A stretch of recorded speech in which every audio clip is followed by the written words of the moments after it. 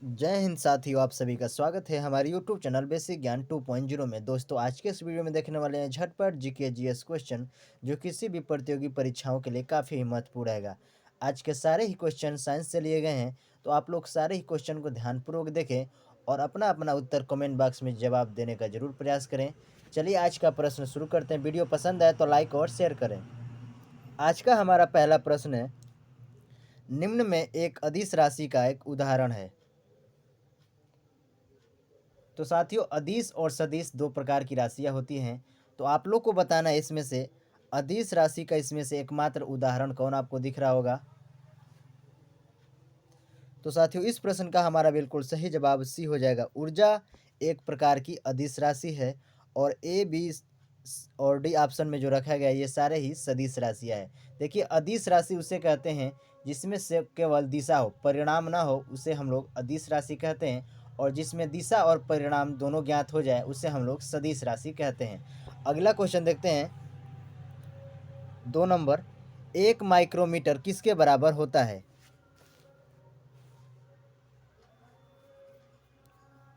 तो दोस्तों, इस प्रश्न को तो आपको याद ही करना पड़ेगा। 1 माइक्रोमीटर हमारा बिल्कुल इसका सही जवाब सी हो जाएगा। 1/1 और इस पे 6 जुड़े हैं, यानी इसको हम लोग लिख सकते हैं 10⁻⁶ मीटर। ध्यान दें, इसको आप लोग याद करें इस प्रश्न को। अगला क्वेश्चन है, बल का सीजीएस मात्रक क्या है।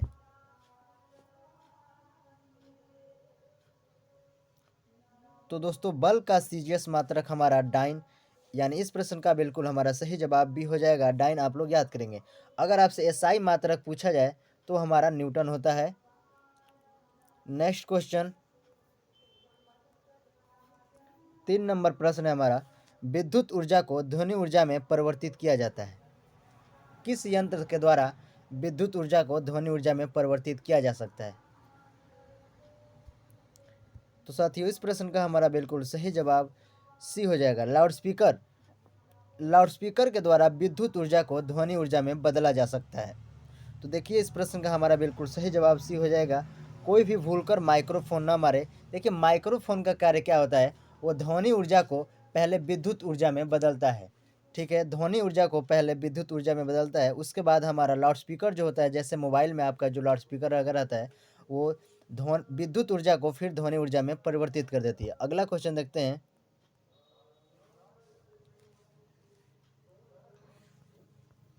4 नंबर क्वेश्चन है, ऊर्जा ना तो उत्पन्न की जा सकती है और ना ही नष्ट की जा सकती है, यह किसका एक नियम है।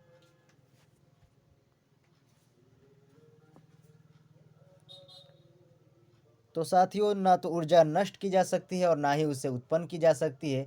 यह सिद्धांत हमारा ऊर्जा संरक्षण का नियम है। तो आप लोग याद करेंगे। चौथे नंबर क्वेश्चन का हमारा बिल्कुल सही जवाब बी हो जाएगा। अगला क्वेश्चन देखते हैं।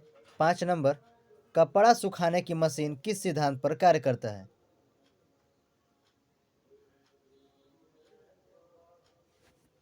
तो साथियों, कपड़ा सुखाने की जो मशीन है वो हमारा अपकेंद्रीय बल, यानी 5 नंबर क्वेश्चन का बिल्कुल सही जवाब ये हो जाएगा। अपकेंद्रीय बल के सिद्धांत पर कपड़ा सुखाने वाली मशीन कार्य करती है। और भी ऐसे मशीन है, जैसे में गेहूं पीसने की जो मशीन होती है, आटा पीसने की, वो भी हमारा कपड़ा सुखाने की मशीन पर कार्य करता है। आप सभी लोगों से यहाँ पे प्रश्न होगा, बताएं प्राकृतिक में सबसे मजबूत बल कौन सा होता है। कमेंट बॉक्स में जरूर साझा करें। अगला क्वेश्चन देखते हैं। 6 नंबर, न्यूटन के किस नियम से बल की परिभाषा मिलती है।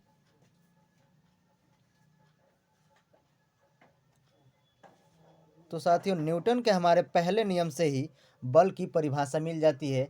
पहला नियम हमारा यही कहता है कि कोई भी जो पिंड है वो जब तक स्थिति रहती है, यानी स्थिर रहती है, तो वह तब तक स्थिर रहने का ही उसका ये होता है कि जब तक उस पर बाहरी बल कोई ना लगाया जाए। तो यानी हमारा बल की परिभाषा जो है पहले नियम से ही मिलता है। आप लोग याद करेंगे।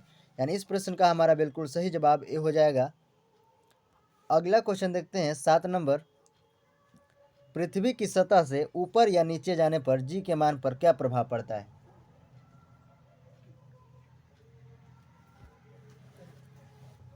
तो साथियों, पृथ्वी की सतह से ऊपर या नीचे जाने पर जी के मान का हमारा घटता है, यानी 7वें नंबर क्वेश्चन का हमारा बिल्कुल सही जवाब ए हो जाएगा।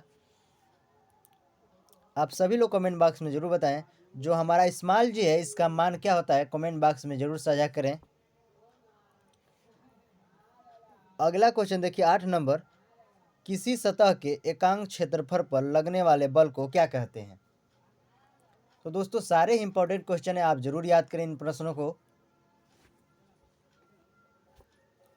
तो दोस्तों किसी भी सतह के एकांक क्षेत्रफल पर लगने वाले बल को हम लोग दाब कहते हैं, यानी 8 नंबर क्वेश्चन का हमारा बिल्कुल सही जवाब ये हो जाएगा। आप सभी लोग बताएं दाब का सूत्र क्या होता है, यानी दाब को हम लोग किस तरह दिखा सकते हैं, कमेंट बॉक्स में ज़रूर बताने का प्रयास करें। अगला क्वेश्चन देखते हैं। जैसे मैं आपको बताना है, जैसे दूरी अगर आपको निकालना है दूरी, तो आप लोग कैसे निकालेंगे दूरी, तो चाल गुणते समय हम लोग निकाल सकते हैं। चाल गुणते समय को हम लोग दूरी निकाल सकते हैं। तो आप लोग को भी बताना है दाब को हम लोग कैसे व्यतीत कर सकते हैं। अगला प्रश्न होगा हमारा 9 नंबर, वायुमंडलीय दाब किस यंत्र से मापा जाता है।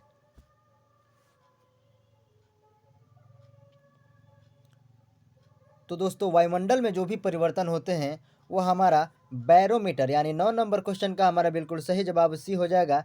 बैरोमीटर जो यंत्र है इसके द्वारा मापा जाता है। अगला क्वेश्चन देखते हैं 10 नंबर, पतली सुई किसके कारण पानी पर तैरता है।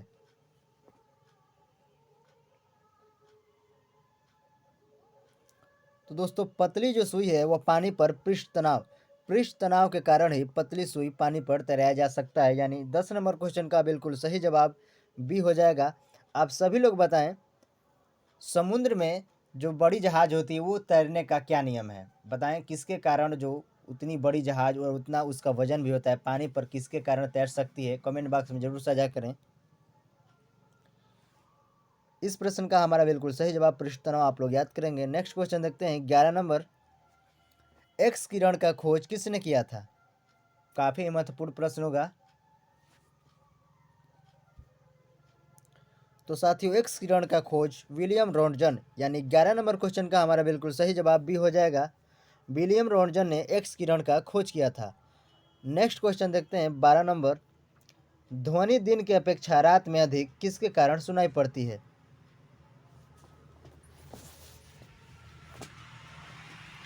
तो साथियों ध्वनि आप सभी लोग जानते होंगे दिन के अपेक्षा रात में अधिक दूर तक सुनाई देती है।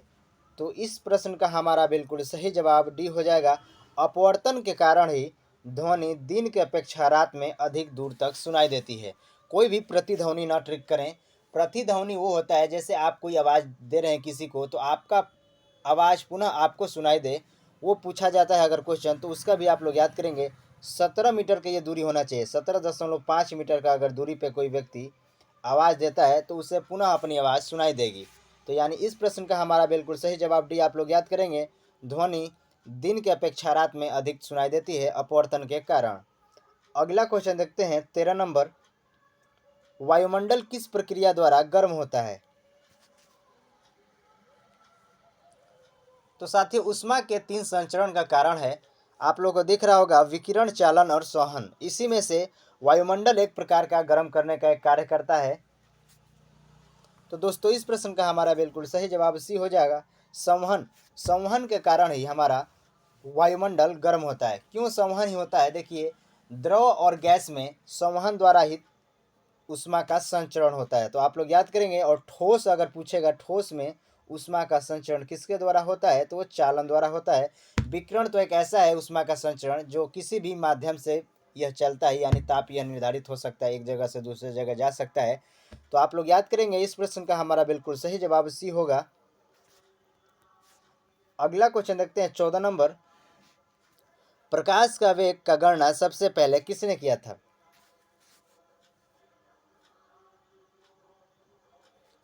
तो साथियों प्रकाश का वेग का गणना सबसे पहले रोमर, यानी 14 नंबर क्वेश्चन का बिल्कुल सही जवाब सी हो जाएगा।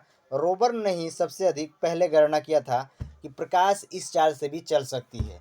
तो आप सभी लोग बताएं प्रकाश की चाल कितना होता है, निर्वात में प्रकाश किस गति से चल सकती है।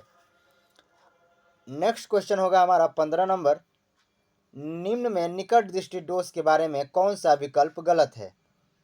ध्यान से एक बार पढ़ें। निकट दृष्टिदोष के बारे में कौन सा विकल्प गलत है आप लोग को बताना है। तो दोस्तों इस प्रश्न का हमारा बिल्कुल सही जवाब डी हो जाएगा। डी जो है गलत है इसमें। तो आप लोग याद करेंगे, लेंस की क्षमता घटती नहीं है। ऑप्शन ए, बी और सी तीनों में ये सही जवाब दिखा गया है। लेंस की गोलाई बढ़ जाती है, लेंस की फोकस दूरी भी घट जाती है और लेंस की क्षमता भी बढ़ जाती है। तो आप लोग याद करेंगे, इस प्रश्न का हमारा बिल्कुल सही जवाब डी हो जाएगा। निकट दृष्टि दोष के बारे में पूछा गया था। तो आप सभी लोग बताएं, निकट दृष्टि दोष के लिए किस दर्पण का प्रयोग किया जाता है। अगला क्वेश्चन देखिए 16 नंबर। किसी भी खोखले धातु के अंदर विद्युत चालक अधिक होता है, कम होता है या शून्य। आप लोग को बताना है यहाँ पे क्या फिल होगा। तो साथियों, किसी भी खोखले धातु के अंदर विद्युत चालक जो होता है वो शून्य होता है, यानी 16 नंबर क्वेश्चन का हमारा बिल्कुल सही जवाब सी हो जाएगा। आप कैसे इसे समझ सकते हैं, आप कोई देखते हैं कार में अगर कोई बैठा व्यक्ति है, तो जब बिजली गिरती है तो उसमें जो बैठे व्यक्ति को कुछ भी क्षति नहीं होता है। तो इसीलिए इस हमारा प्रश्न का बिल्कुल सही जवाब सी हो जाएगा। किसी भी खोखले धातु के अंदर विद्युत जो चालक होता है वो शून्य होता है। आप लोग याद करेंगे, अच्छा क्वेश्चन है। अगला क्वेश्चन है 17 नंबर। अस्थायी चुंबक बनाने के लिए किस प्रकार का लोहा का उपयोग किया जाता है।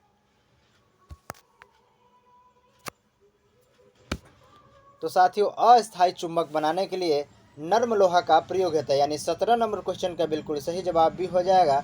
नर्म लोहा का प्रयोग किया जाता है अस्थायी चुंबक बनाने के लिए। अगर आपसे स्थायी चुंबक पूछा जाता तो आप लोग ट्रिक करेंगे, इस बात को ध्यान दीजिए। इस प्रश्न को स्थायी चुंबक अगर बनाना है तो इस्पात का प्रयोग करेंगे। आप सभी लोग बताएं, इस्पात जो है किसका एक मिश्रण है। यह पूर्ण रूप से कोई धातु नहीं है इस्पात। तो आप लोग बताएं, इस्पात किस किन पदार्थों से मिलकर बना है, कमेंट बॉक्स में जरूर साझा करें। अगला क्वेश्चन होगा हमारा 18 नंबर। ब्रह्मांड में होने वाले प्रसार को किस यंत्र से देखा जाता है।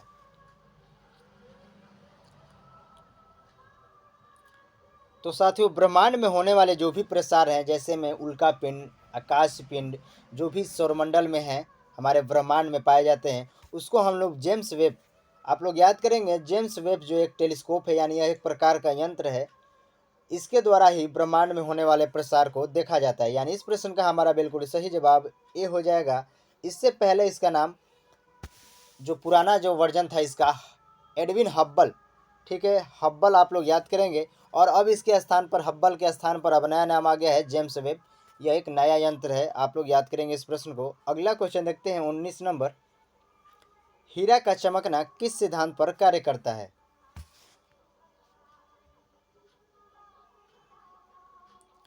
तो साथियों, जो हमारा हीरा है उसका चमकना पूर्ण आंतरिक परिवर्तन, यानी 19 नंबर क्वेश्चन का बिल्कुल सही जवाब सी हो जाएगा। पूर्ण आंतरिक परिवर्तन के कारण ही हीरा चमकता है। आप सभी लोग कमेंट बॉक्स में बताएं, जल में पड़ी हुई नींबू जो होता है वो थोड़ा सा बड़ा क्यों दिखाई देता है, उसका घटना का क्या कारण है, कमेंट बॉक्स में जरूर साझा करें। देखिए, इन्हीं ऑप्शनों में से उसका भी जवाब होगा, कमेंट बॉक्स में जरूर दें। अगला क्वेश्चन देखते हैं 20 नंबर। गाड़ी के हेडलाइट में किस दर्पण का उपयोग किया जाता है।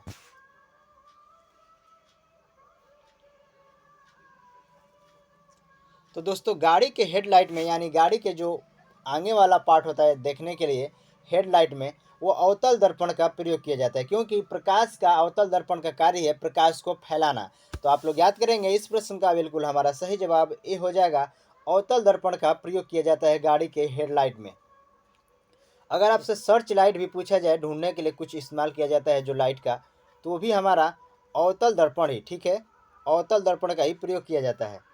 21 नंबर क्वेश्चन होगा। परमाणु बम बनाने में किसका उपयोग किया जाता है। तो साथियों, परमाणु बम बनाने में हम लोग यूरेनियम धातु का उपयोग करते हैं। 21 नंबर क्वेश्चन का हमारा बिल्कुल सही आंसर बी हो जाएगा। यूरेनियम धातु का प्रयोग किया जाता है। आप सभी लोग बताएं, परमाणु बम किस सिद्धांत पर बनाया जाता है। नेक्स्ट क्वेश्चन होगा हमारा 22 नंबर। आयतन का एसआई मात्रक क्या है। तो साथियों, हम लोग आयतन को एसआई मात्रक घन में हम लोग याद करते हैं। किसी का भी आयतन अगर निकालेंगे तो घन मीटर कहते हैं, उससे हम लोग याद करेंगे। अगर आपका क्षेत्रफल किसी भी चीज़ का निकाला जाए तो वर्ग मीटर में लिखा जाता है, और आयतन जो है घन मीटर में लिखा जाता है। आप लोग याद करेंगे, इस प्रश्न का बिल्कुल सही जवाब भी हो जाएगा। नेक्स्ट क्वेश्चन होगा हमारा 23 नंबर, आवर्त सारणी का खोज किसने किया था?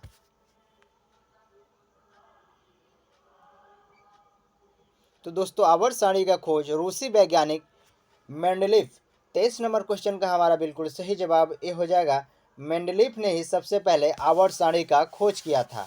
अगर आपसे आधुनिक आवर्त सारणी का खोज पूछा जाए किसने किया है, तो हमारे हेनरी मोजले, ठीक है, हेनरी मोजले ने ही आधुनिक आवर्त सारणी का खोज किया है। और सिर्फ आवर्त सारणी पूछा जाए तो आप लोग याद करेंगे मेंडलीफ। नेक्स्ट क्वेश्चन देखते हैं 24 नंबर, खाने वाला सोडा का रासायनिक नाम क्या है?